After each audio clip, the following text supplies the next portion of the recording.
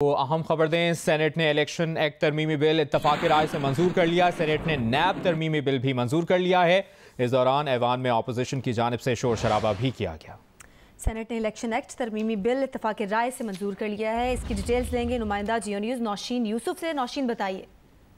जी बिल्कुल, सेनेट ने आज वो दोनों बिल मंजूर कर लिए जो कि गुज़िश्ता रोज कौमी असेंबली से मंजूर हुए थे, यानी नैब तरमीमी बिल और इलेक्शन इस्लाहात का जो तरमीमी बिल था वो दोनों मंजूर कर लिया। और सेनेट ने ये जब बिल तहरीक पेश की तो पीटीआई के जो कारकुनान थे उन्होंने इसकी शदीद मुखालफत की। उन्होंने स्पीकर चेयरमैन डायस के सामने खड़े होकर एहतजाज किया, इम्पोर्टेड हुकूमत नामंजूर के नारे लगाए, ओवरसीज पाकिस्तानियों के हक पे डाका नामंजूर के नारे लगाए, एनआरओ नामंजूर के नारे लगाए। लेकिन इस दौरान हुकूमत ने की जानिब से पहले तहरीक पेश की इंतखाबी इस्लाहात पे बिल मंजूर कराने की मुर्तज़ा जावेद अब्बासी की जानिब से, जिसको बिल को जो है कौमी सेनेट ने जो है वो मंजूर कर लिया। जिसके बाद दोबारा बिल पेश करने की तहरीक पेश की गई। आजम नज़ीर तारक की जानिब से जो तरमीमी ऑर्डिनेंस था, नैब तरमीमी ऑर्डिनेंस में तरमीम का बिल था, और उसको भी सेनेट ने जो है वो मंजूर कर लिया। इस तरह से सेनेट ने वो जो दोनों बिल जो कि गुज़िश्ता रोज कौमी असेंबली ने मंजूर किए थे वो आज सेनेट ने मंजूर। ठीक है नौशीन यूसुफ, आपने अपडेट किया, शुक्रिया आपका। इसी मुतालिक पीटीआई सेनेटर शिबली फराज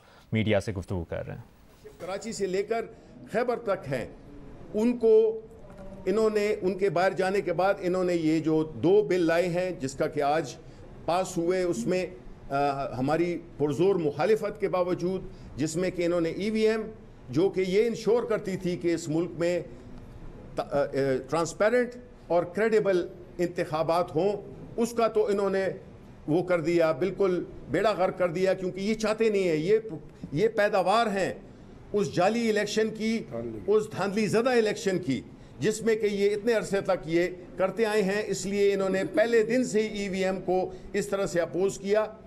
और फिर जो नैब लॉ लाए हैं, ये नैब लॉ भी उसी काले कानून में शामिल होगा जिसमें कि इन्होंने अपने आप को वो दिया है, बेनिफिट दिया है और एनआरओ दिया है। और ये वही लोग हैं जिसकी हमारी इमरान खान की और इनकी जंग क्या थी। इमरान खान इस मुल्क में कानून की बालादस्ती चाहते थे, वो एहतसाब चाहते थे, और जिस तरह से एहतसाब को सबोटाज किया गया वो आपके सबके सामने है। हमने पूरे केसेस प्रेजेंट किए लेकिन वो आगे नहीं चले। उसकी आपको पता है कि कितने कितने लोग इसमें इन्वॉल्व थे। आखिरी बात देखें, जो ओवरसीज वोटर्स को उनका हक छीनना, ईवीएम को रिजेक्ट करना जो कि इंश्योर करती कि न तो आपके कोई वोट ज़ाया होते, वही वोट डलते जो कि जिस शख्स ने डाला हुआ है, और ये जो ज़ाया शुदा वोट हैं ये 20 लाख से ज़्यादा के रिजेक्टेड वोट्स होते हैं। हमने ये देखा है लोकल बॉडीज़ में भी कि हारने वाला 10% से ज़्यादा रिजेक्टेड वोट की वजह से हारा है। तो इन सारी जो एक मुस्बत हमने लेजिस्लेशन की थी उसका आज जनाजा निकल गया है। और ये वही लोग हैं, इनसे यही तवक्को की जा सकती है कि ये ना आज़ाद ट्रांसपेरेंट इंतखाबात चाहते हैं, न ये ओवरसीज़ को हक देना चाहते हैं, और ये अपने केसेस को ख़त्म करना चाहते हैं। कौम फैसला करेगी। और अभी ये मईशत पे जहांगीर तरीन साहब, बिस्मिल्लाहिर्रहमानिर्रहीम।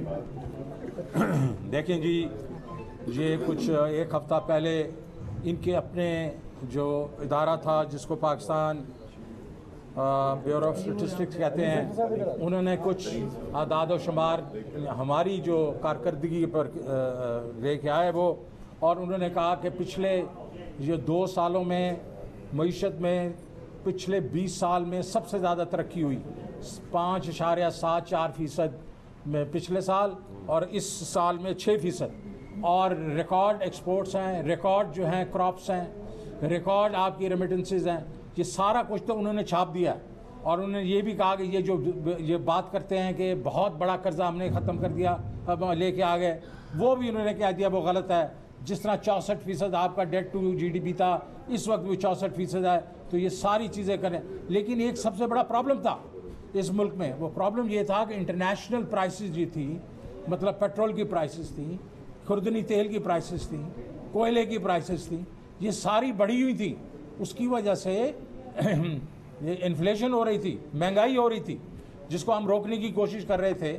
और प्राइम मिनिस्टर इमरान खान ने फरवरी में एक फैसला किया कि अगले 4 महीने में ना पेट्रोल की कीमत बढ़ेगी ना बिजली की कीमत बढ़ेगी, बल्कि उन्होंने सस्ता कर दिया, 10 रुपये पेट्रोल और डीजल की और 5 रुपये वो अपना बिजली की। और उन्होंने कहा हम अपना पेट काटेंगे, दूसरे प्रोग्राम में से पैसे लेके इस पर खर्च कर देंगे, लेकिन 4 महीने तक हम नहीं ये करेंगे। उसकी उतनी देर में हमारा क्या प्लान था, उतनी देर में हमने जाके रूस से सस्ता तेल लेना था। रूस से 25 से 30%, आज 30% अगर सस्ता तेल जिस तरह इंडिया ने लिया है तो 42 रुपये फी लीटर का उसके ऊपर हमें फ़ायदा होता। और हमने टारगेटेड सब्सिडी देनी थी मोटरसाइकिलों के लिए, छोटी गाड़ियों के लिए, ये हमें 2-3 महीने लगने थे और वो हम कर लेते। इन्होंने क्या किया, आते ही इन्होंने बिल्कुल हाथ पांव फूल गए इनको समझ नहीं आई ये क्या हो रहा है, क्योंकि IMF एक तरफ से कह रहा था कि जब तक तुम कोई स्टेप्स नहीं लोगे हम तुम्हें पैसे नहीं देंगे, और इसके करते करते ये बिल्कुल कोई डिसीजन नहीं हो रहा था। यहाँ का जो फाइनेंस मिनिस्टर था और जो लंदन में फाइनेंस मिनिस्टर बैठा हुआ है उनमें आपस में कोई इत्तेफाक ही नहीं है। और करते करते उन्होंने कल रात को क्या किया, 30 रुपये उन्होंने पर लीटर जो है वो पेट्रोल की कीमत और डीजल की कीमत बढ़ाई, जो कि इज प्रॉब्ली हाईएस्ट जो हमने तो पूरे जो कई जो साल थे उसमें 68 रुपये बढ़ाई थी, इन्होंने एक दफ़ा में 30 रुपये बढ़ा दी। अब मैं इनसे पूछता हूँ कि वो जो महंगाई की ये बातें करते थे, जो मिफ्ता साहब कहते थे कि 1 रुपया। इस्लामाबाद में PTI के रहनुमा मीडिया से गुफ्तगू कर रहे हैं।